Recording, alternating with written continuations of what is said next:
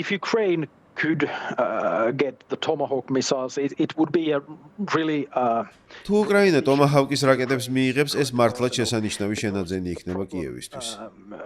მიუხედავად იმისა, რომ მათ შეეძლოთ შორმანძილზე იერიშების მიტანა დრონებით, უკრაინის პრობლემა ის იყო, რომ თითოეული დრონის საბრძოლო ძალა მნიშვნელოვნად მსუბუქი იყო, ვიდრე ეს ტომაჰავკის რაკეტებს. ტომაჰავკის რაკეტის საბრძოლო მუხტი შეადგენს დაახლოებით 400-450 კილოგრამ ასაფეთქებელ ნივთიერებას. მაშინ როცა დრონებს მოდელის მიხედვით როგორც წესი მხოლოდ 10 კილოგრამი ასაფეთქებელი მასა გადააქვთ.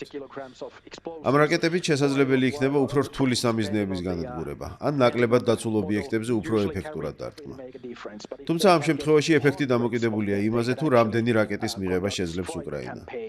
მცირე რაოდენობა, მაგალითად 10, 20, 30, დიდად ვერ შეცვლის სიტუაციას, მაგრამ თუ ისინი ასობით რაკეტას მიიღებენ, შეძლებენ უფრო ფართომასშტაბიანი კამპანიის წარმოებასა და უპირატესობის შენარჩუნებას. თუ მიწოდების შესაძლებლობა გაგრძელდება. დედამიწაზე ყველაზე ძლიერი იარაღიც კი არ არის ეფექტიანი, თუ ის მხოლოდ ერთეული რაოდენობით აქვს ქვეყანას. ეფექტის მიღწევა მხოლოდ მუდმივი მიწოდებითაა შესაძლებელი. ამიტომ შედეგი დამოკიდებულია არა მხოლოდ იარაღის ტიპზე, არამედ მის რაოდენობაზეც. what the Ukrainians could get.